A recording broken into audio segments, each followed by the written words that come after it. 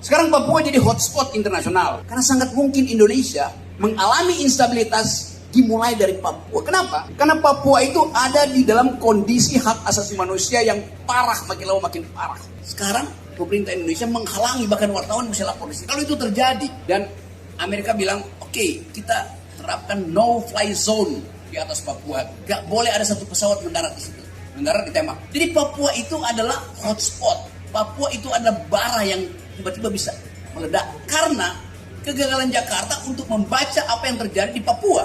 Jadi kita lagi bicara tentang ketegangan politik di Indonesia. Karena mungkin sekali pemilu itu jadi kacau. Jadi tetap aja ada usaha untuk mencari celah supaya pemilu itu bisa dikendalikan oleh istana. Kalau nggak terjadi, dan kecurangan di Papua misalnya dimulai di hari pertama pemilu. Kita tidak tahu bagaimana Papua itu jadi mainan politisi Jakarta.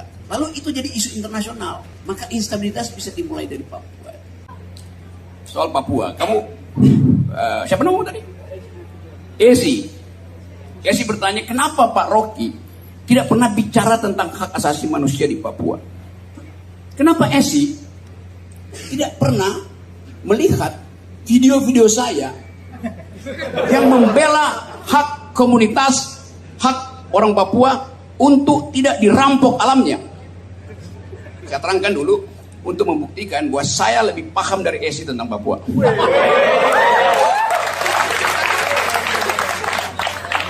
Esi, berapa luas hutan Papua? Ampun Pak. Hutan Papua itu luasnya 37 juta hektar. Berapa persen dari 37 juta hektar itu hutan primer? Kurang tahu. 80% hutan primer. Berapa jenis mamalia yang ada di Papua? Ada 600 jenis mamalia di Papua. Berapa jenis serangga yang ada di Papua? Ada 2000 jenis serangga di Papua. Berapa jumlah masyarakat ada di Papua? Hampir 2 juta. 500. Ini salah dulu kau. Anda bayangkan, satu waktu saya naik ke Gunung Siklop. Tahu Gunung Siklop, Esi? Tahu. Gimana letak Gunung Siklop? Jayapura. Di kota Jayapura. Sentani bukan Jayapura, Esi. Berapa tinggi Gunung Sentani? Kurang tahu. Gunung Sentani itu tingginya kira-kira 2.200 meter. Satu waktu saya naik Gunung Sentani. Gunung Sentani itu persis ada di depan bandara. Gunung Siklop itu persis ada di depan bandara Sentani. Apa yang membuat Gunung Siklop itu terkenal?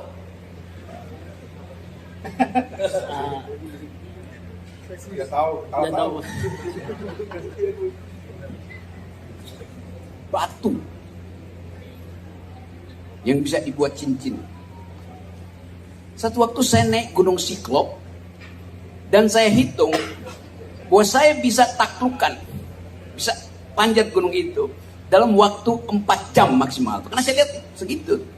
Saya biasa naik ke Himalaya tuh. Ya saya anggap 4 jam. Yang terjadi apa? Saya mesti butuh waktu 15-16 jam untuk tiba di puncak. Kenapa begitu? Karena ternyata nggak ada jalan di situ. Mesti merangkak di akar-akar rotan. Jadi kalkulasi epistemik saya gagal karena saya tidak melihat keunikan dari Papua, yaitu hutan yang masih tertutup. 16 jam baru nyampe. Udah nggak ada makanan. Di atas Papua, di atas Gunung Siklop itu, saya menemukan sesuatu yang unik. Itu 2 hari lagi, itu malam Natal di Papua. Lalu teman-teman anak muda Papua ajak saya untuk beribadah di gunung itu. Yang datang adalah Kristen, ada Muslim. Doa Natal itu dibacakan oleh seorang Muslim perempuan dari Jawa. Jadi Anda bayangkan pengetahuan saya itu mendasar tentang Papua. Ada toleransi di situ.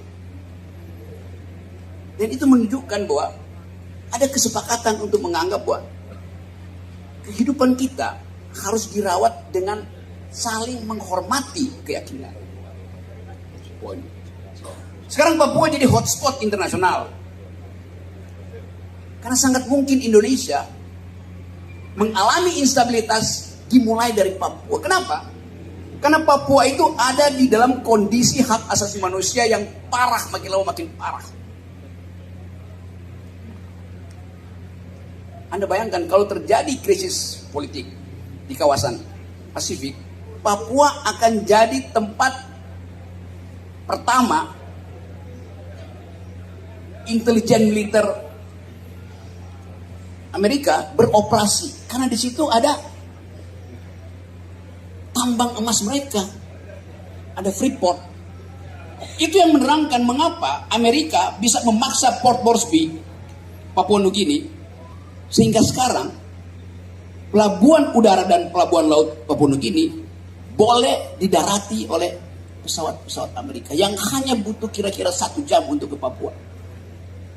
Jadi Anda bayangkan kalau terjadi krisis politik dan Indonesia diminta untuk menentukan sikap, proksi Amerika atau proksi Cina. Kalau kita bilang nggak menjawab pun itu dianggap, bagi Amerika kalau ada pertanyaan itu Indonesia akan menjawab, artinya Indonesia proksi Cina. Maka dimulailah kasak-kusuk diplomasi di Papua misalnya. Eskalasi pelanggaran HAM dinaikkan, maka ada alasan Amerika untuk mengatakan perlu intervensi humanitarian di Papua yang sekarang terus-menerus jadi sinyal internasional tentang pelanggaran HAM. Apa artinya intervensi humanitarian intervention? Ini ada anak-anak HI. Artinya ada hak Amerika untuk mengatakan bahwa demi kemanusiaan tidak boleh ada yang menghalangi bantuan internasional masuk ke Papua. Sekarang pemerintah Indonesia menghalangi, bahkan wartawan bisa lapor di situ. Kalau itu terjadi dan Amerika bilang oke, kita terapkan no-fly zone di atas Papua, gak boleh ada satu pesawat mendarat di situ, mendarat ditembak. Jadi Papua itu adalah hotspot. Papua itu adalah bara yang tiba-tiba bisa meledak menjadi persoalan karena kegagalan Jakarta untuk membaca apa yang terjadi di Papua. Anak-anak Papua itu lebih cepat mengetahui apa yang terjadi karena mereka langsung dapat informasi dari hutan. Informasi itu dikirim lewat handphone, jadi paper di New York, jadi paper di London. Lalu timbul semacam uraian akademis pelanggaran masif sistematis dari pemerintah Indonesia. Ini permainan diplomasi itu. Jadi kita lagi bicara tentang ketegangan politik di Indonesia. Karena mungkin sekali pemilu itu jadi kacau. Jadi tetap aja ada usaha untuk mencari celah supaya pemilu itu bisa dikendalikan oleh istana. Kalau nggak terjadi. Dan kecurangan di Papua misalnya dimulai di hari pertama pemilu. Karena kita tidak tahu bagaimana Papua itu jadi mainan politisi Jakarta. Lalu itu jadi isu internasional. Maka instabilitas bisa dimulai dari Papua. Nah, maka saya tadi Esi, menurut kamu pengetahuan saya tentang Papua cukup apa enggak? Sangat cukup. Terima kasih.